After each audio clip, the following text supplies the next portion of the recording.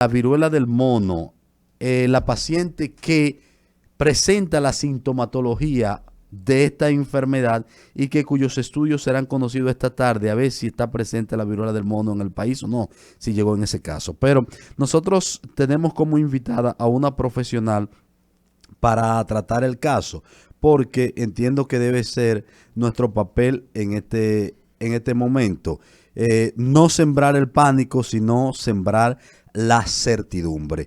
Para eso está con nosotros la doctora Alina Abreu, quien es dermatóloga. Buenas tardes, doctora. Bienvenida a Tomando el Rumbo. Hola, hola, gracias por la invitación. Es Alina Hernández. Alina Hernández. Sí, Ok. sí, Alina Hernández, ¿no? Es que hay una bailarina que se llama Alina Abreu. Sí, ya yo dije, bueno, tiene el mismo apellido de la El mismo bailarina. nombre. Bueno, Sí, así es. Disculpe el Bueno, lapso.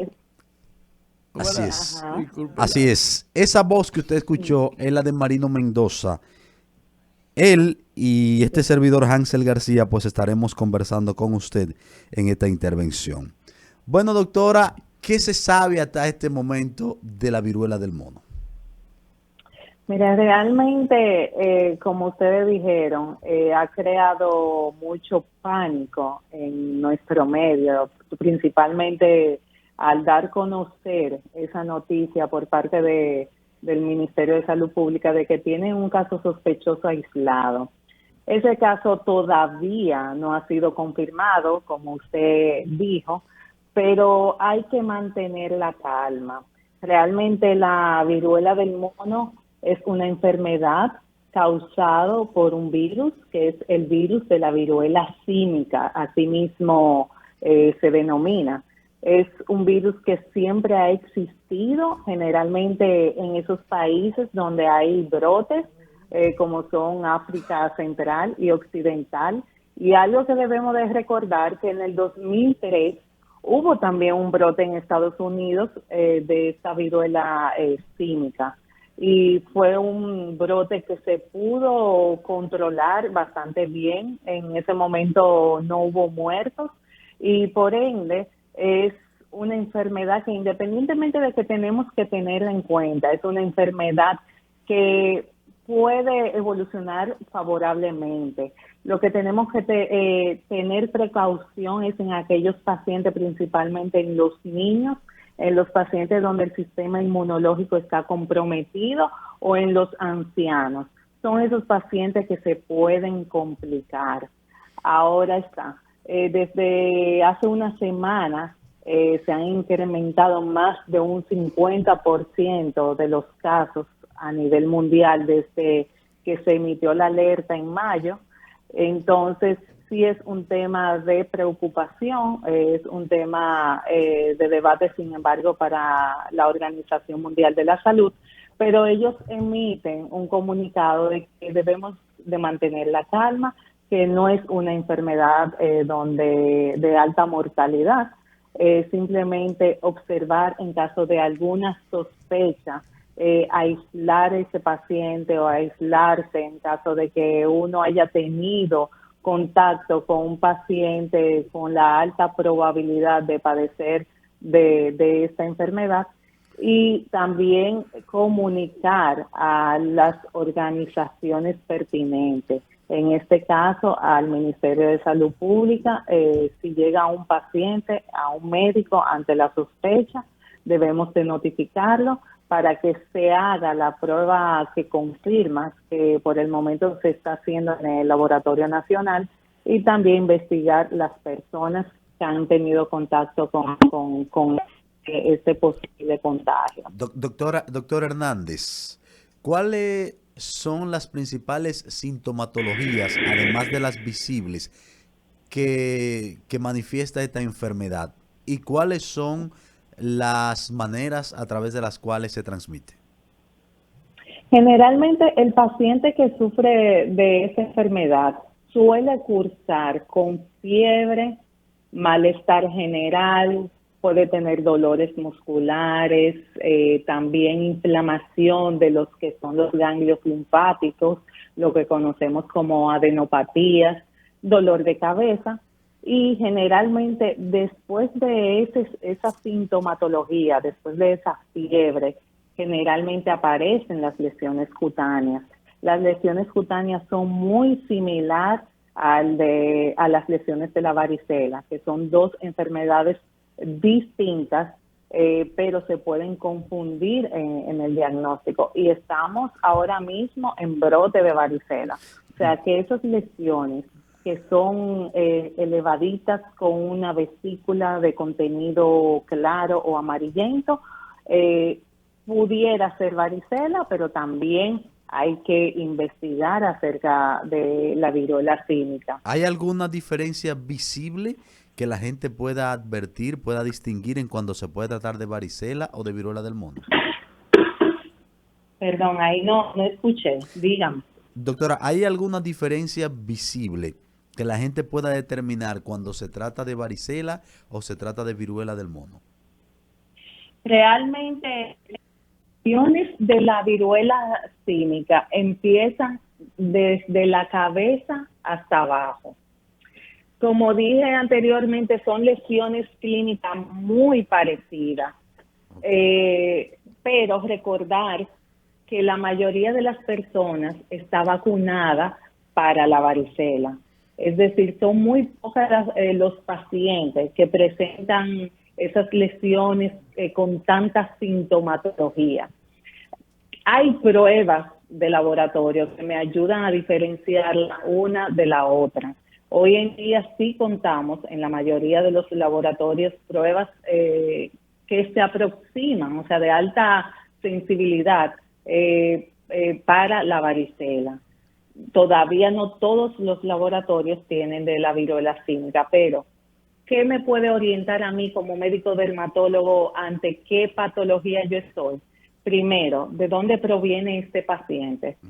Todavía aquí no hay casos confirmados. Si vemos que un paciente que proviene de uno de esos países donde ya han habido casos registrados, donde ha tenido contacto con un paciente ya diagnosticado, es un paciente donde yo tengo que pensar en la viruela símica.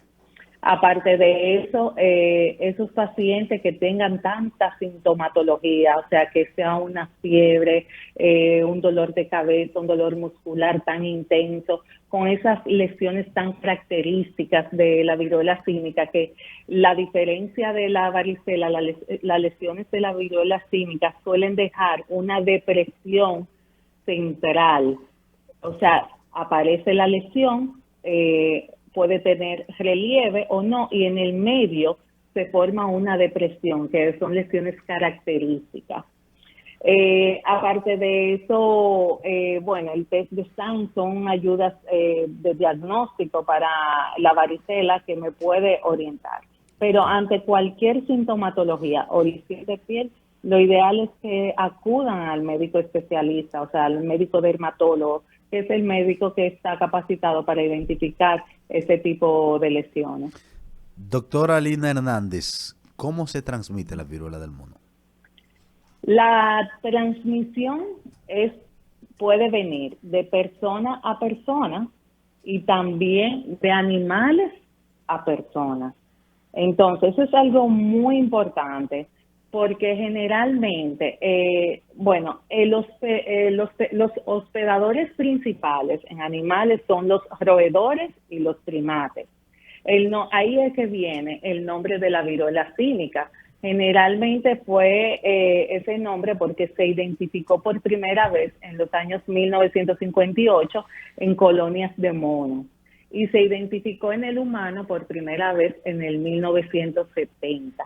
Y es algo muy importante esa fecha porque las personas que nacieron antes del 1980 generalmente fueron vacunados para la viruela, que es otro tipo de virus, o sea, otro tipo de enfermedad. Sí. Y entonces se ha visto que esos pacientes que se vacunaron para la viruela puede tener cierta protección para lo que es la viruela símica. Aquellos que nacieron después de los 80, debido a que este virus se erradicó, o sea, el virus de la viruela se erradicó ya dejó de venir esa vacuna. Y por eso esta población, o sea, esta generación de 40, 50 años, son los que probablemente tenemos mayor exposición a adquirir la enfermedad. Entonces, primero, como dije, el medio de transmisión con animales. Si nosotros tenemos contacto con esos animales que son portadores o comemos su carne que no esté bien cocinada o tenemos exposición con su sangre, podemos contraer la enfermedad. Ahora, cuando estamos en contacto con una persona, o sea, el contacto tiene que ser estrecho y de manera prolongada. ¿Cómo podemos adquirirlo con personas? Ya con objetos contaminados, o sea, tocando ropa o cosas contaminadas de esa persona, también a través de la saliva, a través de las gotitas respiratorias. Esa es la forma donde más pudiera aparecer ese contagio. Por eso las medidas hoy en día de protección vienen siendo las mismas de COVID. Si seguimos usando nuestra mascarilla, el lavado de manos, nosotros disminuimos el riesgo de contraer este virus. Y una vez contraído el tratamiento, ¿cuál es, doctor? Generalmente el tratamiento es sintomático, tratar los síntomas. Claro está, como dije inicialmente, hay personas que pueden tener complicaciones, como son los niños, ancianos y personas donde su sistema inmunológico no está fortalecido. Ya para eso existen antivirales que me pueden mejorar este cuadro y evitar esas complicaciones, e incluso también inmunoglobulinas se han puesto en estos pacientes. Pero en caso de que aparezca una viruela símica, el tratamiento básicamente es aislamiento de esta persona y tratar los síntomas que vayan apareciendo. Recomendaciones a la ciudadanía, doctora. Primero que no se alarmen. Ha existido viruela símica en todos estos años. Lo que pasa es que sabemos ya que a raíz de los viajes, ya de retornar a nuestra cotidianidad, ha aumentado los casos, pero siempre estar alerta ante cualquier sintomatología, ante cualquier lesión en piel, acudir, no automedicarse, el seguir usando la mascarilla. También disminuimos el riesgo de contagio, el lavado siempre de manos con agua y con jabón es algo esencial porque podemos tocar algo contaminado y de ahí pasarlo a otra parte, ya sea boca, nariz, y por ahí también adquirir la enfermedad. Pero básicamente las mismas medidas que hasta el día de hoy estamos tomando para la infección por COVID es la misma que para disminuir lo que es la propagación de la viruela símica. Excelente, doctora. Gran explicación que ha dado usted a la audiencia a través de nosotros sobre este tema. Agradecemos muchísimo el contacto que hemos tenido con usted, que usted haya permitido acceder a esta llamada. Nos reiteramos a sus órdenes y quisiéramos contar con usted más adelante para seguir ilustrando a la ciudadanía sobre este y otros temas. Claro que sí. No, un placer de estar con ustedes. Muchísimas gracias. La doctora Alina Hernández, dermatóloga, ha conversado con nosotros y a través de nosotros con el pueblo. Vamos a un contacto con publicidad. Al regreso, volvemos a seguir tomando el rumbo.